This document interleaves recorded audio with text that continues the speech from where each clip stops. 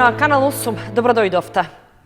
Пандемијата и годинава ги остави улиците празни, без маскирани дечиња по повод Денот на шегата. Основното училиште Малина Попиванова скромно со почитување на мерките за заштита од COVID-19 го одбележа денот со маскирање на учениците од прво до трето оделение, кои преку маската доктори, кои ги лекуваат болните од COVID, посака побрагу да помине пандемијата. И годинава, како и лани, пандемијата спречи за 1 април кочанските улици и училиштата да бидат преплавени со маскирани дечиња по повод Денот на шегата. Скромно, со почитување на протоколите и носење заштитни маски, Денот на шегата го одбележа учениците од основното училиште Малина Попиванова.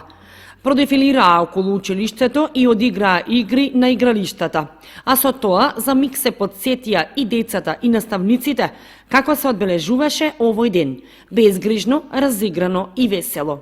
Интересно е што голем број од децата беа маскирани во доктори, кои ги лекуваат болните од COVID, што значи дека се пројавува желбата кај нив што побрзо да помине оваа пандемија. Здраво, јас сум Мати, сум доктор и ги лекувам болните од корона. И носам вакцина. Јас сум Петро, доктор од кој центар. На 1 април сум преправена во докторка и ги лечам болните. Здраво, јас сум Ефтин, сум преправен во Спајдермен и спасувам луѓето. Јас сум Дафна Тоевска и ние го обележуваме денот со маски. А во што си преправена ти? Во Пирофест. Јас сум преправен од тобот. Јас сум Мила Јосипова и сум преправена во птица, во црна птица и така. Па сакам да летам и ми помогна сестра ми, што ми помогна во стилот на облека и така. Директорот на училиштето Благој Петров истакна дека, иако со заштитни маски и почитување на мерките за заштита од COVID-19, сепак на учениците од прво до трето оделение им го направија денот посебен. Денес 1 април, денот на шегата, покрај случувањето што ни се случуваат во нашата земја, не во нашата земја, значи во нашата држава на глобално ниво во целиот свет, значи со самата пандемија COVID, нашите деца да не заборават што беше и како се организираше овој ден. Значи денот на шегата, малци и децата да ги оттргнеме од црните мисли што секој ден се ги слушаме на по новини вести и меѓу самите луѓе. Значи ова беше само една мала активност на училиштето и децата да почувствуваат значи самиот ден што значи како се порано, нели, пред неколку време како го чествувавме и самите деца, едноставно ги видовте на нив изразите на лицата колку беа стрекни, да ги искараме малце, да ги изведеме надвор нели, на светло, на воздух и самите деца да почувствуваат што значи да се пребројат во нивните сигурно идоли или како да ги замислиме јунаци. Поради COVID-19 во сите градови низ републикава се откажани големите настани и манифестации што се организираа на овој ден, но затоа пак многумина се трудат со својата досетливост да ги измамат и да ги насмеат другите. Спасени се од уништување зимзелени дрвја на влезот во Кочани што требаше да бидат исечени поради изградбата на експресниот пат. Стеблата се пресадени во дворот на модуларната ковид болница, со што е обезбедена природна ограда и попречување на погледот кон болничките соби. Општина Кочани реализира акција за хортикултурно уредување и поставување природна ограда во дворот на модуларната ковид болница, истовремено заштитувајќи од уништување повеќе годишни дрвја.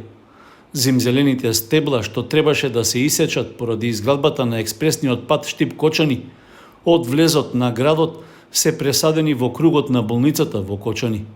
Акцијата за пресадување на веќе развиените дрвја го изврши комуналното јавно предпријатие Водовод. Со тоа, освен естетското и еколошко подобрување на околината на ново изградениот здравствен објект, обезбедена е и негова визуелна заштита, односно се спречува директен поглед кон болничките соби од улицата во непосредна близина. За ова прашање имаше и кратко објаснување од локалната самоуправа на последната седница на Советот на Општината. Заедно со јавното комунално предпријатие веќе е поставена зелена заштитна ограда, со што погледот веќе кон болницата е прилично заштитен. Со оглед на местоположбата каде што е поставена модуларната болница и висината на патот, навистина беше потребен таков зафат, што, како што реков, локалната самоуправа заедно со јавното комунално предпријатие веќе постапи и е веќе преземено мерки, односно решен тој проблем и се продолжува понатаму. Стручните служби во комуналното предпријатие Водовод најавуваат соодветна грижа за стеблата како природна ограда на модуларната болница со цел преседувањето да биде што поуспешно. Акцијата за озеленување на болницата во Кочани е една од низата реализирани во текот на изминатиот месец. Нови 500 садници од туја, багрем и јавори беа засадени на улиците Димитар Влахов, Тодосија Паунов и во неколку детски паркови, при што беа вклучени и граѓански здруженија. И Средното општинско училиште Лјупчо Сантов од оваа година се вклучува во формирање дуелни паралелки, со што се става акцент на стручното образование и стипендирање на тие ученици што ќе се одлучат за истото. Во Кочанската гимназија, освен гимназиска и економска насока, се отвораат паралелките бизнис администратор и хемиско-технолошката струка. 254 ученици распоредени во 8 паралелки ќе може да прими Средното општинско училиште Лјупчо Сантов, согласно распишаниот конкурс за упис на ученици во средно образование. Од оваа година има промени во насоките во сите средни училишта со формирање на дуални паралелки. Тоа значи дека во ово училиште има можност за формирање 3 паралелки во гимназиско, 3 во економската струка и 2 дуелни, една бизнис администратор, а другата хемиско-технолошка струка. Учениците од дуалните паралелки ќе бидат и стипендирани. Во гимназиско образование 102 ученици во 3 паралелки со минимум 60 поени. Економско-правна и трговска струка 127 ученици во 4 паралелки, во кој што економски техничар 3 паралелки со 4 годишно траење и минимум 60 поена, и бизнес администратор 25 ученика во една паралелка со 4 годишно траење со минимум 60 поени. И осмата паралелка е хемиско-технолошка струка, 25 ученика со една паралелка. Новитетот во Лјупчо Сантов Кочани е дека задржуваме 6 паралелки по класичен стил и 2 паралелки од дуално образование. Како што кажавме, тоа е едната паралелка е од економската струка, економско-правна и трговска струка, бизнес администратор, и втората паралелка е хемиско-технолошката струка, односно хемиски лабораториски техничар, кој што представува своевиден новитет и е близу до она што било во минатото биотехнолошка струка. Во сите они училишта каде што ќе биде застапено дуалното образование, е направена, се подпишени меморандуми за соработка, тоа е фактички изразот на бизнес секторот преку Стопанската комора. Со Лјупчо Сантов Кочани подпиша меморандуми за соработка, а Министерството за образование и наука ја презема обврската 4 години да ги стипендира учениците кои што ќе бидат запишани во паралелки со дуално образование. Министерството за образование и наука оваа година ги направи тие измени со формирање дуални паралелки, од причина што ги издвојува големите придобивки од стручното образование. Брз и успешен настап на пазарот на труд на секој ученик што ќе заврши средно стручно образование. Добра основа за понатамошна високообразовна надградба, гарантирана добра заработка и финансиско самостојување на младите, кои побрзо може да дојдат до работни места и компаниите добиваат подготвени и веднаш вработливи кадри. Почнува санирањето на пропаднатите шахти за атмосферска вода на десниот крак од булеварот Тодосија Паунов. Со оглед што не е изминат гарантниот период при изведувањето на реконструкцијата на коловозот, изведувачот на градежните работи има обврска да ја изврши санацијата. Оштетените и пропаднати шахти на десниот крак на булеварот Тодосија Паунов во правец на Виница ќе бидат санирани. Стручните служби од локалната самоуправа на Кочани информираат дека се поправаат дефектите на шахтите што се појавиле во гарантниот период, откако беше направена реконструкција на десниот коловоз од овој булевар. Градежните активности ќе се одвиваат на потегот од автобуската станица кон новоизградените кружни текови. Санирањето ќе се врши во финансиските рамки за реконструкција, што значи дека за овој градежен зафат нема да бидат издвоени нови средства од буџетот на општината. Од локалната самоуправа оценуваат дека граѓаните треба да добијат квалитетни услуги и реализирани проекти затоа што се работи со нивни пари. Секој изведувач треба да одговори на преземените обврски, поради што е реагирано за неквалитетната изведба на шахтите при реконструкцијата на десниот коловоз на булеварот Тодосија Паунов. Поради тоа следува и нивна поправка. При тоа од локалната самоуправа се извинуваат на граѓаните кои што како учесници во сообраќајот ќе бидат изложени на потешкоти во движењето на оваа сообраќајница. Сепак, локалната самоуправа не отстапува од договорите со изведувачите и ќе ги користи сите правни инструменти за да обезбеди квалитет на проектите што се реализираат со буџетски средства. Според најавите од општина Кочани, санацијата на шахтите ќе трае неколку дена. Затоа се повикуваат учесниците во сообраќајот на зголемено внимание и трпение со цел да има оптимална безбедност во движењето по булеварот Тодосија Паунов.